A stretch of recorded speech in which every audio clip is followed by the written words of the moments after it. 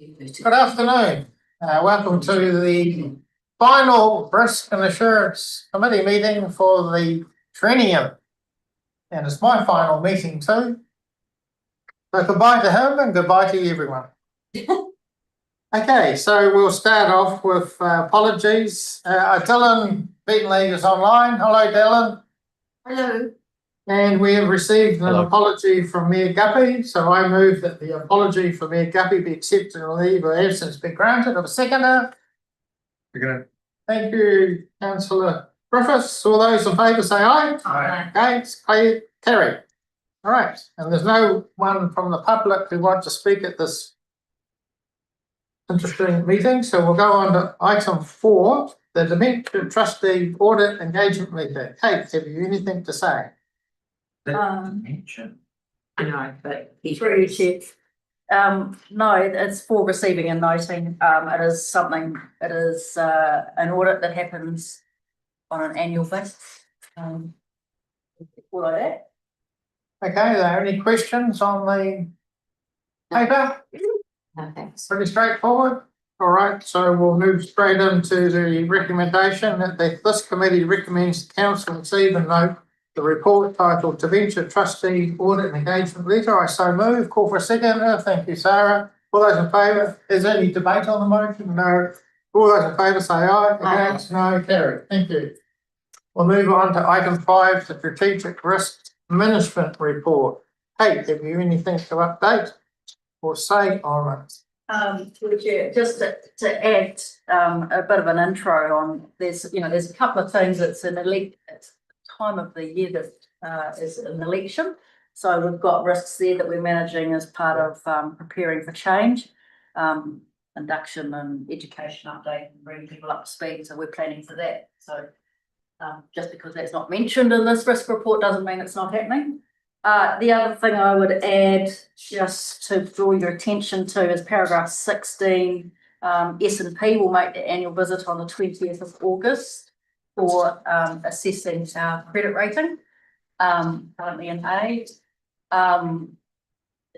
S&P have earlier in the year made everyone aware that they are looking at New Zealand's institutional framework, because the amount of change that's going on in the central government political arena has drawn their attention to New Zealand in a way that previously maybe that the country was rated for local government at a 1, which is very safe. They've downgraded that to a 2. So we're aware of that happening in February. So yeah, so that I think is all I would add. Thank you, Kate. Any questions on the paper before we take the Councillor Swales? Thank you, Kate. So with regard to S&P coming on board, do you think that whilst we've got an A stable rating, that we will be knocked down, knowing that the landscape in next year we will be moving over some of our water assets? I can't give an explicit answer to that. What on the agenda, the transfer of the water assets and corresponding debt is something they would like to discuss with us as part of their assessment. What the outcome of that is, I do not know yet. Yeah, that would probably be my answer to that. We'll know more once they've been. Right. Here I have another question. Thank you very much. So my question now is around paragraph 17, which is on page 21, and it's looking at Waka Kotahi, and it says that whilst we've reflected the projects that Waka Kotahi are no longer funding, and that the rates and other previous funded amounts have changed what is reflected in the 2025-2026 annual plan. Is there any way that as councillors we'll get an update of what are the planned work that is going to be going ahead, and not necessarily what's not going to happen, but it would be good to know what's still left in the 2025-2026 plan under transport, because the funding has changed, the criteria has changed. It would just be nice to know where we landed. Through you, Chair. I'll do that back to the Director of Operations. But it is what is in the annual plan is what we have underway. Yeah. in the business. And if there's any deviation from that, I'm sure that the group manager will report back to the appropriate committee on that variation. And I'd just like it noted that I would like to know what that is, because there wasn't, halfway through the term, they changed the parameters on us, and it would just be good to know with those, because at the last Finance and Performance Committee meeting, we actually had to say, well, safety is out, and that we needed to, we made a decision that we would still fund 3 projects that were not originally funded. So I'd just like a little bit of clarity around that. Thank you. Any other questions, Sarah?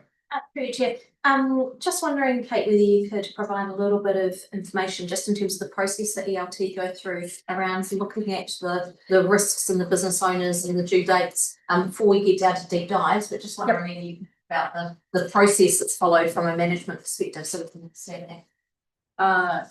Through Chair, if I go to page 23, 24 and 25 of your papers, these pages ELT goes through once a month or so at our long LT meetings, and we go through each of the risks and have discussion on whether the status quo still exists or whether the risk has changed, whether their assumptions are moving around and what the impact of that could be. It's then the business owners feed into that, so it's informed through the managers in the business as such, the next level, so the leadership team. But that's really the process we go through. It's a discussion process on we're comfortable that at the end of the day, page 25 is still folded. Does that make sense? Yeah, I mean, what I was probably looking for is that assurance that where you've had particular actions from previous deep dives, just getting some assurance that in fact management are holding those actions to account, and that work is progressing, even though in fact we aren't necessarily looking at those risks more regularly than a quarterly basis. Okay. Through Chair, if I can add to that. Yep. So when we come out of this meeting, through Chair, I go back and go to everyone and say, this is what came out, and that goes back into the business, which then comes back through the business to ELT. Yeah, thank you. So you'll see on page 23, there was one change in the assumptions since the May meeting, which was to do with 3 waters. Thank you, Chair. Mine is actually on page 23, Chair, and it's under number 11 with depreciation will affect our rate funding requirement forecast, and it's all high, no change, no deterioration. So are we talking about the depreciation of the assets that are being moved over, or what are we talking about with regard to depreciation in this?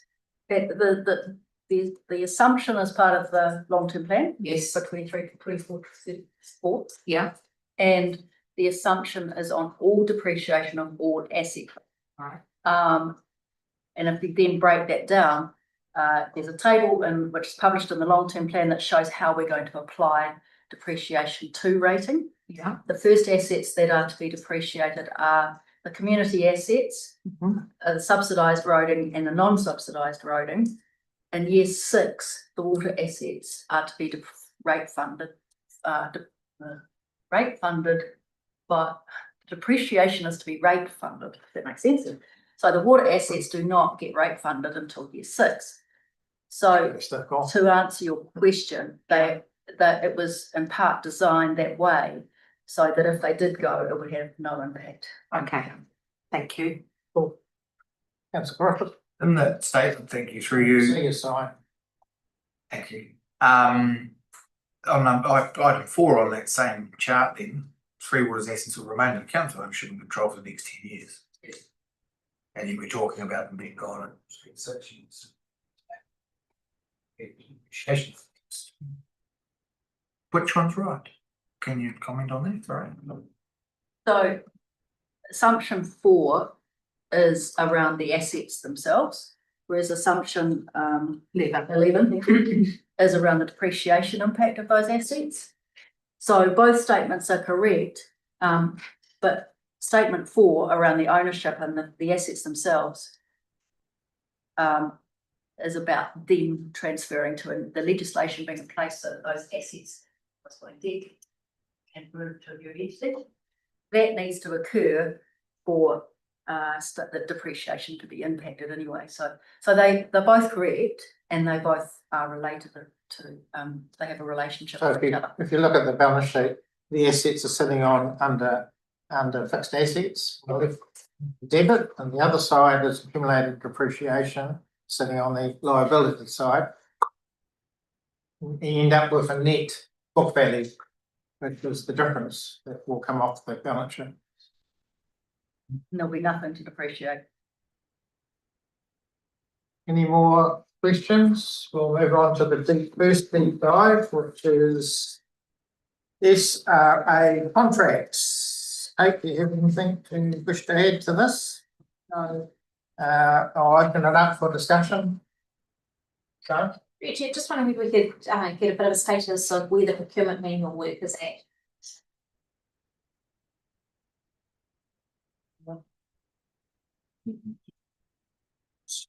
I mean,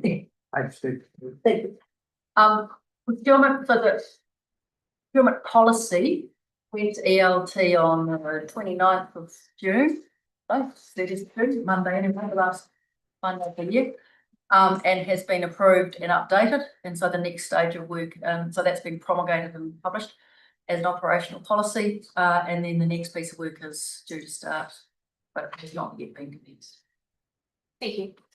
It's through the chair, but just add that we have recently, from a procurement perspective, just gone to market to renew the road maintenance contract.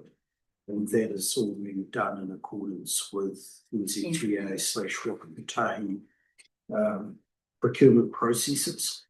And I guess the positive news that's come out of that, I can't tell you the outcome, but it is very positive. We got 7 tenderers, which is a record for interest from the contracting fraternity. And it has produced unexpectedly positive outcome, which once the negotiations are finalised, that information can be made available. So while you have a procurement policy, is there then a procurement manual or the procedure that come underneath the policy? So the policy is a high level document. Is there a procedural procurement manual? Oh, it's through you, Chair, or particularly for subsidised things in TA work. There is a very detailed manual, it's 700 pages long. And we follow that, we have to follow that. And we get audited against that, and interesting, that audit is taking place next week. Okay. But the general principles that are in the manual, we apply to the bulk of our procurement. Right. Okay, thank you. Any more questions? All right, so we'll move on to the second deep dive on page 33. Which is upside down at the moment. I'll put it up the right way. Oh, I'm still. And it's SRG information and data. Any questions or on this particular deep dive?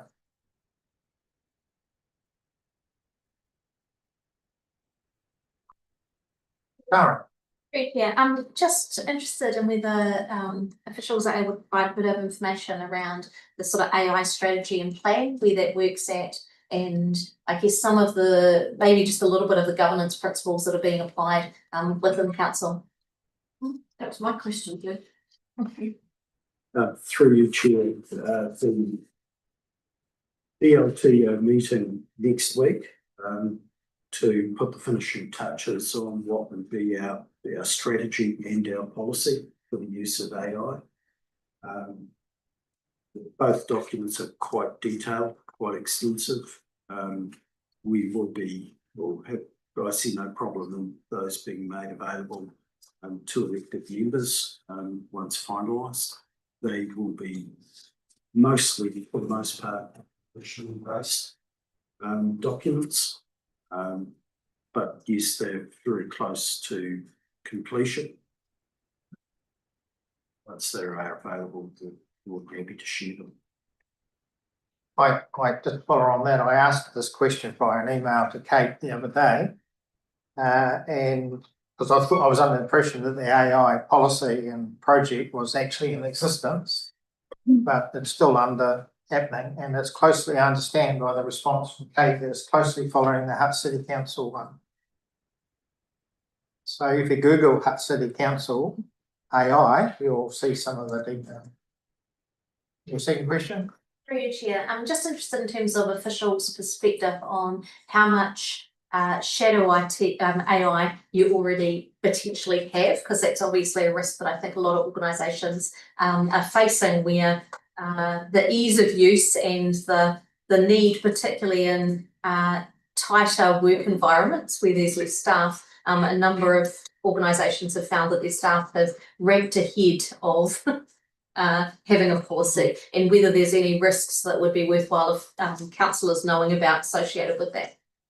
Through you, Chair, that's a really good question, and it has proved to be quite difficult to quantify, other than people admitting that they've been experimenting with it.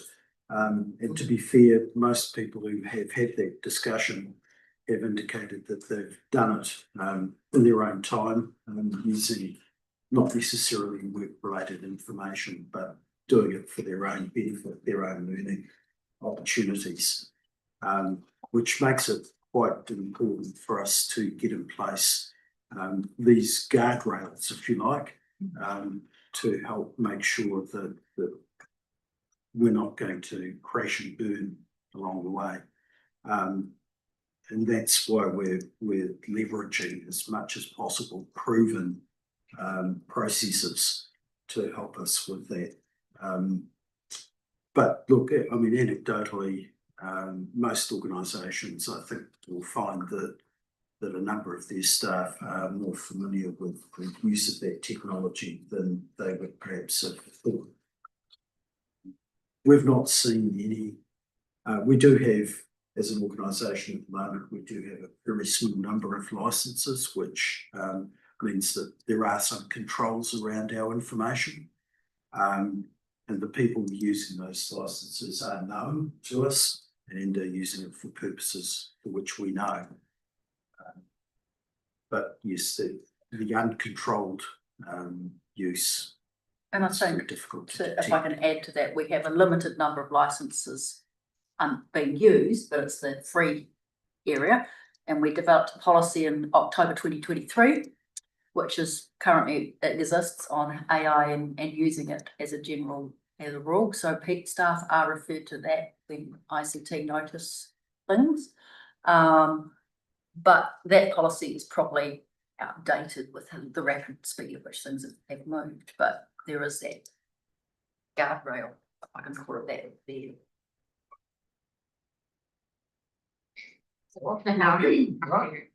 Through you, Chair, just following on that, because obviously there's one thing in terms of staff using it, but one of the other angles that I've seen in other organisations is that it's being increasingly being used in terms of the cyber attacks and increased levels of phishing, and also I guess in essence equivalent to DDoS attacks, but actually OAA spam in terms of Lagoma. Just wondering in terms of, again, whether in fact officials have started to experience any of that increase that I've seen in other organisations, and what steps are being taken from a cyber perspective to be able to manage some of that. So through you, Chair, the cyber attacks have got much more sophisticated than they were a year ago, or less. What we have done is we have increased our training on that front. So we've got under 200 FTEs here, I believe, Sandra.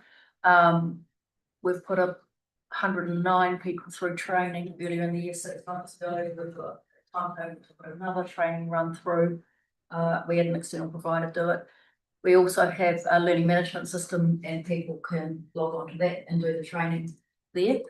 So I think we have a number of avenues to make sure the education levels are there, and then working with Silicon as our provider in the background to keep our security as current as it can be.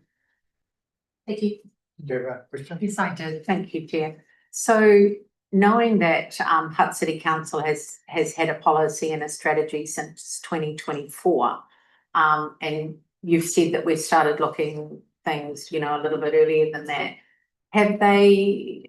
Are we able to access any you know, things that they've noticed, because I believe that they've licensed an awful lot more of their staff than what we have here. Are there any is there any feedback that, or lessons learned? Are we having that conversation? I'll hand to Jeff, but I will say as a starting position, what we did way back in October 23 was in recognising that AI was going to come at us hard and fast. We've got a policy in place, and it was more a holding position rather than a growing position. I think what Jeff's talking about is his desire to take it to the next level, which is an enablement tool. And then I'll let Jeff speak to it, but then in talking to Hutt and their learning, because they were very, very quick to go to using it as an enablement efficiency tool. And that's what we're now talking about. So, yeah. Yeah, through your chair, thanks, Kate. Yes, Kate outlined where we're going quite adequately, but the reason that we're aligning ourselves with Hutt, you know, that they were lucky enough to partner with a major private sector company who were looking to develop a range of commercial opportunities for developing AI tools and processes that they could then market elsewhere. So Hutt a lot of external support at virtually no cost to develop their range of tools and products, and that included work on the strategy and the policy. Hutt are now looking to create some sort of product that they could perhaps take to the wider local government community, and we are a willing guinea pig for that approach, which means we're in a position to leverage quite a lot through them and off them at relatively low cost, and that includes learning from what is effectively 18 months experience that they've had, which we are trying to rapidly catch up with. And it's not only the experience, but it's also the, I suppose, the benefits that they've been able to realise. I mean, some of the numbers that they talk about are pretty impressive. They estimate on an annual basis that through the use of AI, they can save the equivalent of 44,000 person hours. For people using it, they estimate the average saving to be in the order of an hour a day. That equates to half a day a week. The challenge is, having generated those savings, how do you aggregate them, use them in a productive way? So you know, they're moving into that phase of their implementation now, and hopefully by the time we get to that level of competency, there'll be some good information from you as to how to maximise that benefit. Well, if I can add to that, I think on the other side is you want your internal records to be in good order, and so there's been a lot of push to make sure that our shed is as a repository that we're getting into an ordered state, and people understand the importance of the Public Records Act and keeping it in the right place. Because that's sort of, to me, the flip side of AI is needing to have that reference point tidy. So, yeah, it is quite a significant piece of work on both sides of the coin. That's perfect. Well, that's on your.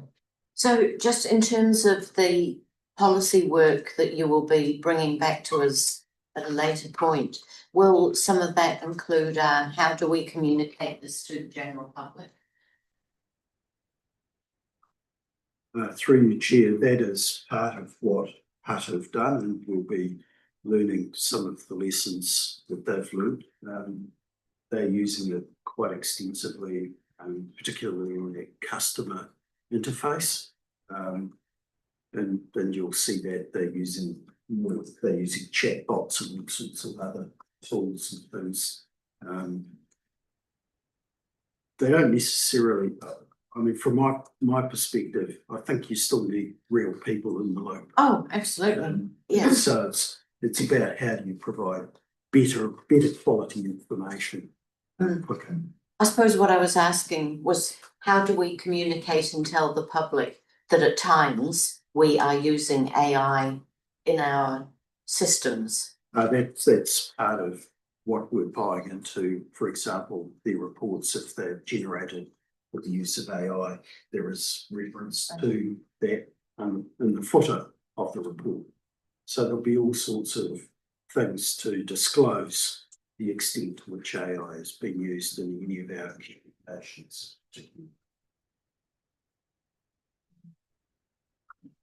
Very good, Chair. Just wondering, we talked about Hub and the sharing of information.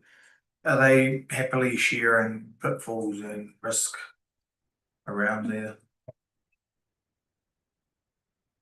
Okay, any other questions on that deep dive? And then we'll do our last deep dive, which is our Treasury or Waitangi partnerships. What do you think? Questions on this one? Alright. Yeah, so just really aware that this year the Oxford General did a report on compliance with treaty settlements in Upper Hutt. There's a couple that fall within the region. Just wondering, as part of this deep dive, in terms of level of comfort by officials that we're actually living and I guess in some ways embedding our treaty settlement obligations, or if we get any out of the treaty settlement process that the council needs to be aware of and needs to make sure that we're carrying forward. Through you, Chair, Upper Hutt's a little bit different to a number of local authorities around the country in that there have been no Hut and courthouse, which council was not involved with. There has been very little transfer of assets as the result of treaty settlements involving property either owned by us or within the Upper Hutt boundary. So from that perspective, we're very low risk. In terms of some of the more general partnership type principles, that's something that we're certainly going to work on in the new triennium. We already have some plans in place for how that might happen. Oh, thank you. Any more questions on that one? All right, so we'll move to the recommendation. So I'll move that the committee recommends that the council receive and notes the report entitled Strategic Risk Management Report. Have a seconder, please. Thank you, Sarah. Or any debate on it? If not, I'll move the motion. All those in favour say aye. Aye. Carried. Thank you.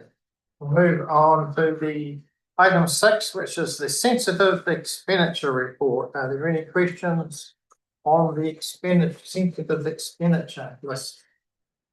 Councillor Griffith, you happy to move? You've got a seconder? Councillor Gill? Very good. So now I am going. Oh, Mr. Dillon, Right on. you got a question? Yes, please, Chair.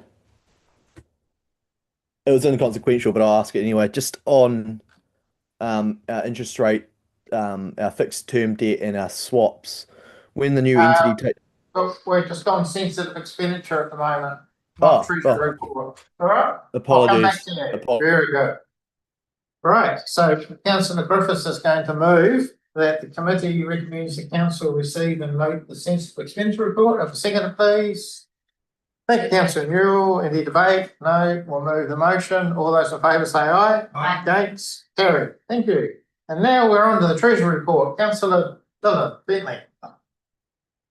Thank you, Chair. Just on our fixed term debt and our interest rate swaps, when the new water entity takes over next year, what's the transfer mechanism there to hand those over, or will they stay on our books until they roll off their fixed rates? And can you just talk me through that, please? Through you, Chair, I refer the committee to the Water Services Delivery Plan. I can't remember the page, sorry. There is in that document two options. One, that everything is transferred on day one. Two, that things are transferred over a 5-year period. That decision, which option is chosen, is yet to be made. So I cannot give you a clear answer other than there are two options currently on the table. But it also tied in with the debt tranches as well, won't it? One's other side of the other. So, but it goes to you have a treasury management policy, which we work to, but in paragraph 13 there, in the paper, I refer to the fact that treasury management policy becomes difficult when you are working in a once in a lifetime environment where $100 million of your debt is likely, highly likely, to be transferred to another entity in the next 12 months. Yep. So it is tricky, and PwC have advised us that we are, like all the councils, we are buying short-term money because we do not know yet what the answer will be. Okay. Just a quick follow-up, Chair. Yep. Do we have to transfer any cash or liquidity, as in for startup capital for this entity? The mechanism and definitions are still being worked through. My reactive answer is, on the face of it, cash holdings that relate to water. So, for example, if we hold a water reserve for wastewater or for stormwater, that has been transferred and it will be offset against debt. So the understanding at the moment is it'll be an offset mechanism, so debt less cash holdings. So the value that is transferred depends on the market value, or how it's going. You know how it's going to be valued on 1st of July? Still working through. Okay, still working through that. Right. Yeah. Because there is a exposure for a significant loss, isn't there? Probably. Okay, any councillor Swales? So there is so much around this that we don't know, and we're going into an election period, and then we're going to come out the other side, whatever that looks like. When we come out the other side of the election period, will those those questions be able to be answered? Because we're getting pretty close to, the 1st of July. We're then walking into a holiday period where council doesn't have any meetings. So You're talking about February, March timeframe. there's not a lot of, lead-in time for this information for anybody to understand or have an appreciation, and it's going to have an effect, because then, in 2026 we start looking at the next LTP. So through you, Chair, I'll answer initially, and you can then defer to Jeff. In the finance work stream, we have 6 main areas that we look at, and revenue, billing, invoicing, bank accounts, debt, asset transfer, and there's some others. To answer your question, all of these are work streams, and they are going to be led by the transition team with council input. We have someone back here who is leading it for us, Joe Devine, if I can name him, to feed into all of that, to make sure that we are doing everything correctly. In the meantime, we are making sure we comply with policy, so we're not adding any risk to Treasury's current financial operations. How long it will take is we've got a deadline of 1 July. It's a lot of work to do. Yeah. So we don't even know when we're going to get that, and it's probably going to come to us then as a fait accompli, is probably where I'm going at. Well, stepping back, we have at the moment going to debt. But we have two options, everything transfers on 1 July or everything transfers over the a Yes. staged 5-year thing. It is unknown that LGFA can actually handle option 1. So there's still work that's beyond this room to understand whether that's even an option. So I don't think I want to add anything more than that because it is still being worked through at quite high level. Chair, I have another Yes, question, thank you. Yeah. So when we talk about LGFA and we talk about the responsibilities of all of the councils that are involved and have a credit rating with them, if anything goes belly up with regard to all this move, we're all equally liable, aren't we? Through Chair, but that is no different from where you are now. I know, but it's put a higher risk on us because of the debt level that they then are able to do or secure, because they can go up to a higher debt level than what we as a council are able to. Through Chair, this council will be a small shareholder, so it's a contingent liability, but it is nevertheless a liability, but it's a contingent liability.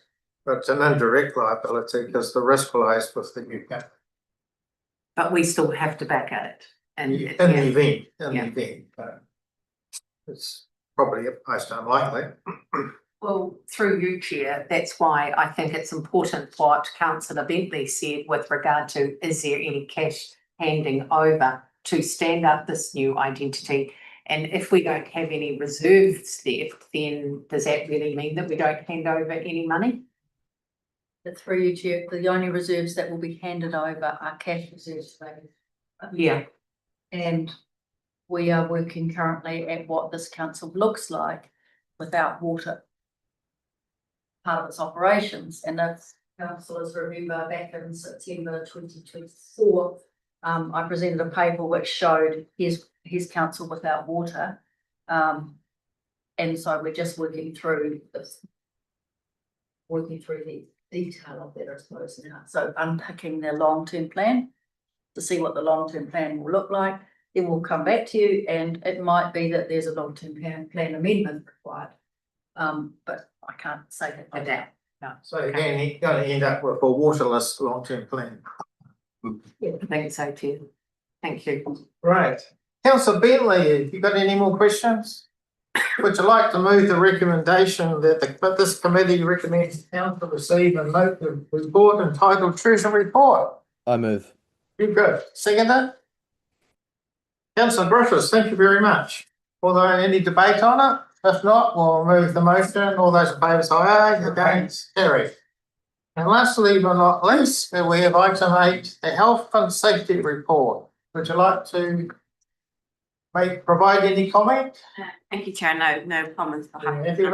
Any questions from the members? Yes. You, Chair. Yep. Through you, Chair. Less of a question and more of a comment that it is really good to see that we have had an external review done and that in fact recommendations are underway in terms of improving some of our health and safety settings. So just want to commend officials for doing that. Okay.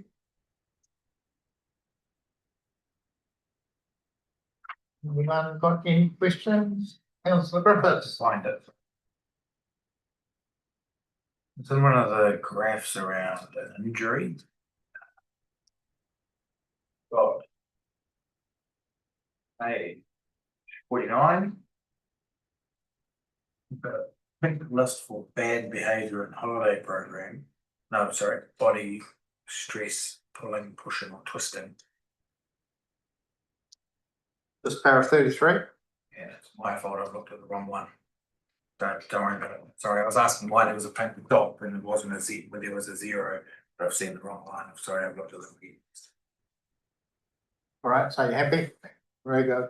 Anyone else got any questions, queries? If not, well, we'll finish with that. So I'll move that the committee recommends the council receive and notes the report, the health and safety report with the following key points: A to I. Then I second it, please. Councillor Newell. Any debate? I will put the motion. All those in favour say aye. Aye. Against? Carried. Thank you. And that brings us to the end of the Public Risk and Assurance Committee meeting. And thank you very much. Have we got a non-public? No, so there's no non-public. So that's the end of the meeting. Good evening and enjoy your evening meal. Goodbye.